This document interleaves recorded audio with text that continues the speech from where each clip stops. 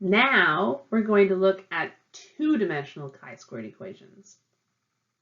Now, in case you missed the one-dimensional chi-squared equation PowerPoint, chi-squared is a non-parametric statistic that compares two populations. We did last semester the t-test, which is a parametric statistic, so it compares measured data. The chi-squared statistic is for counted data. Today, we're going to count butterflies. Here's the equation. Just as a quick summary, the things that are important to know is that chi-squared is a symbol. We are not trying to find the square root.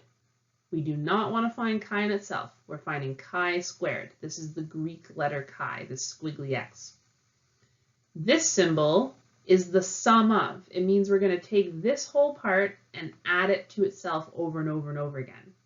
So chi-squared really equals observed minus expected squared over expected plus observed minus expected squared over expected plus for as many times as we need to. That's what this sum of means. We're going to get into what is observed and expected as we go. When we did the one-dimensional chi-squared, we only had one changing variable. We were looking at the color of butterflies, and we had it in a table where we had those colors in rows, and then we had our numbers over here. Now we're going to look at a two-dimensional. So we're going to have two changing variables. So now we're going to have our colors in rows, and we're going to have location in columns. So two variables means we need to do a two-dimensional chi-squared. It's a little bit more complicated. So when we did our one-dimensional, we were just looking at color. Now we're going to look at color and location. But first, we need a null hypothesis. So what's our null hypothesis going to be? HO. There is no difference.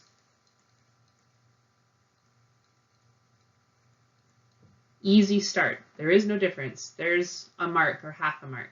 What is there no difference in? Well, we've got two variables. So there is no difference in butterfly color,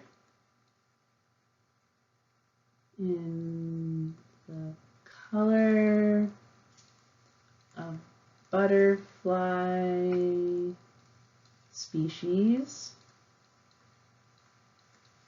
at different locations.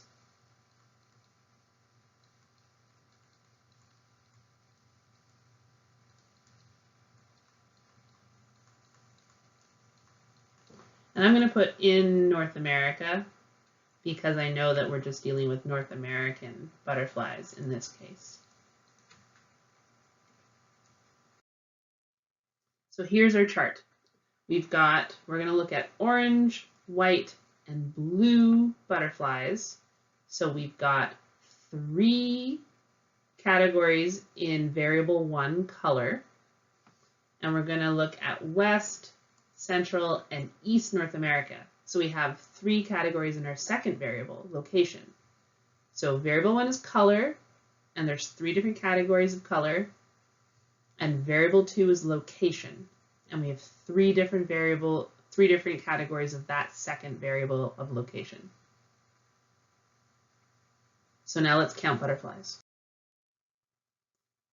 In Eastern North America, we have 18 orange butterflies,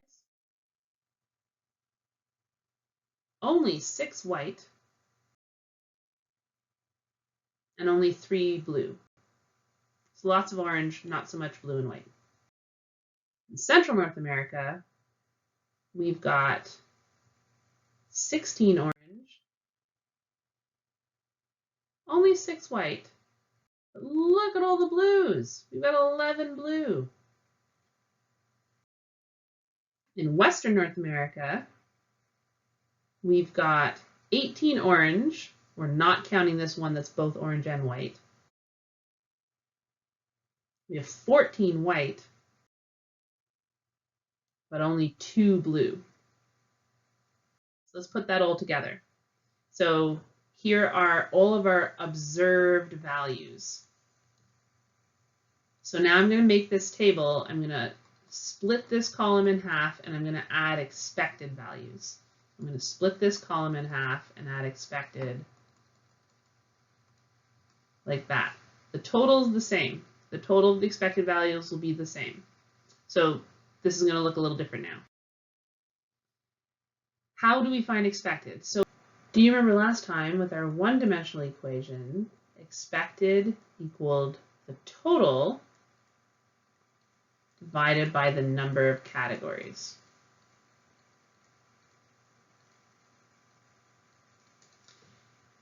So that's because we only had one total, so we could divide it up evenly. But how I like to think of this is now we're doing things in 2 dimensions. So we now have to multiply our rows by our columns. I think of this as like when you're trying to find a 2-dimensional area of a square, you have to multiply length times width. Now we have a 2-dimensional equation. So our new formula is the row total times the column total divided by the grand total, which means we're going to have a lot of different expected values. In the one-dimensional, all the expected values are the same. Now we're going to have 9 different values, right? Because we have 3 locations and 3 colors. So I've split this up. I've got my observed and my expected. So now what I'm going to do is it's my row column, expected equals our row total times our column total divided by what we call the grand total. So this is our grand total. So for here, in this box, our row total is 52, our column total is 34, and our grand total is 94. And then you do that for each of them. So this is 52 times 33 divided by 94. And this is 52 times 27 divided by 94, right? You guys got the hang of this. 26 times 34, 16 times 34, 26 times 33, 16 times 33, 26 times 27, and 16 times 27. And then you do all those calculations and you get the expected values. Now something to note here is I had to do a little bit of rounding because these numbers were very long. When I rounded, I made sure that they still equaled 34. So 18.81 plus 9.40 plus 5.79 equals 34. Right? And I did this for each one. These numbers, they add up to 33. These numbers, they add up to 27. Because this dotted line means that these guys are sharing that total. So 18.81, 18.25, and 14.94 equals 52. I had to double check and make sure that those worked. You don't technically have to, but I like to. It's a good way to double check my math. I do the same thing when I'm trying to find my grand total. I make sure that 34, 33, and 27 equal 94, and then that 52, 26, and 16 also equal 94. So making sure that 18.81, 18.25, and 14.94 equal 52 helps me double check my math. Everything is right. Everything is correct. This is the tedious part. It's not hard math, but it gets a little bit bulky. So we need to add this for every pair of numbers we have. So hopefully I have enough room on this page here. So chi squared equals, the observed is 18, right? Observed minus expected. So 18 minus 18.81 squared over expected plus, expected is 18.81, silly me, plus, right? Because it's the sum of the next one. The next one is 16 and 18.25. 16 minus 18.25 squared divided by 18.25 plus, because it's the sum of, 18 and 14.94. 18 minus 14.94 squared plus. We're going to do this pair now.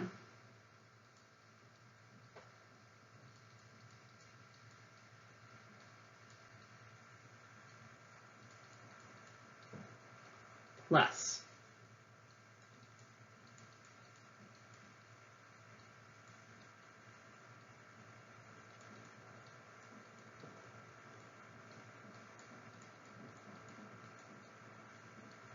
So 2 minus 5.79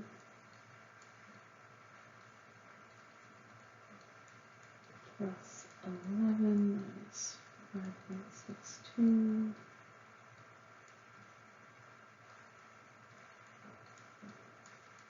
plus 3 minus 4.59. Oh, I just made it fit.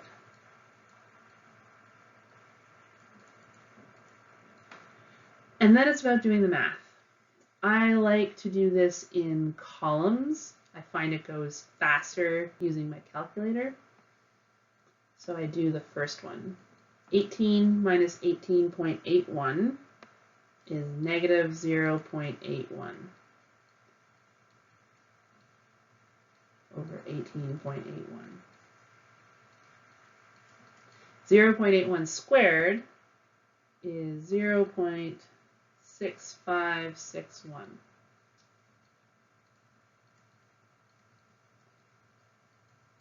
And then 0.6561 divided by 18.81 is 0.035. So now I'm going to add the next one to that. I just find this goes faster on my calculator because I can do this 16 minus 18.25, which is negative 2.25, and then I can easily square that to get 5.0625, and then I can easily divide that by 18.25 to get 0.277.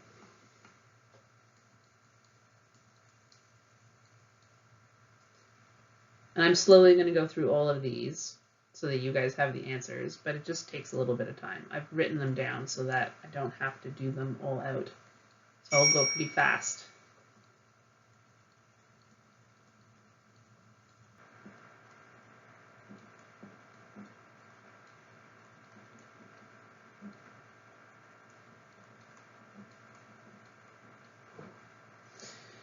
After doing all that math, if you stuck with me, it's 12.733, which is quite a high chi-squared compared to our usual ones, right? Our critical last time was 3.841, so this is much larger. So we'll see what our critical is this time. So there's our calculated that we just calculated. So now we need to go to our critical table of values. But what do we need to get the critical chi-squared? We need our degrees of freedom, and we need our alpha. So this is a different formula. Last time our degrees of freedom was simply our number of categories minus 1. But now remember, it's two-dimensional, length times width. So we've got our number of categories in rows minus 1 times our number of categories in columns minus 1. So we have 3 categories in rows, right? And 3 categories, 1, 2, 3 in columns. So 3 minus 1 is 2, and 3 minus 1 is 2, and 2 times 2 is 4. So our degrees of freedom is 4. So it's our same alpha as last time, 0.05. That's our cutoff line. This time we're at the 4th row down. So now 9.488 is our cutoff point, right? And it's the same thing. This cutoff line, anything less than this, we accept. Anything greater than this, we reject our null hypothesis. So our calculated chi-squared is greater than our critical chi-squared. It has crossed that critical threshold. So this time we're rejecting our null hypothesis. That means there is a difference. So this time we reject HO, and there is a difference. And what's interesting about this is with the two-dimensional chi-squared, if we accept HO and there is no difference, then we know that everything's the same. But we just said there isn't everything the same, that there is a difference. We rejected our HO. So now we know that something is different. Either one of our colors is different or one of our regions is different, but we don't actually know which one. We then have to go back and test everything separately. When you're doing this by hand, it's faster if it turns out that everything is the same, if you've got a ton of numbers. But if everything is different, then you have to go back and do everything separately by hand. It becomes quite tedious. On a computer, though, doing it this way, then it's quite fast to then run separate one-dimensional chi-squares, and it's worth your time to do it. Just a little bit, like we can't know which thing was different. We have to go and check. But some of our colors are different. I suspect it's our blue. But that is how you run a two-dimensional chi-squared equation. Now that you've mastered that, in our lab manual, it's on digital page 127, but if you go into Blackboard, it's the 5th page of the section on chi-squared. The 4th page is your critical table of values, by the way. There are 2 questions, question 11 and question 12. I want you to practice. I want you to do question 11 as a one-dimensional. I want you to do question 12 as a two-dimensional. I am going to post the answers for those later, but this is to practice so that if you're struggling, you can watch me go through how to do that and practice. And then you can try doing the assignment on your own. Good luck.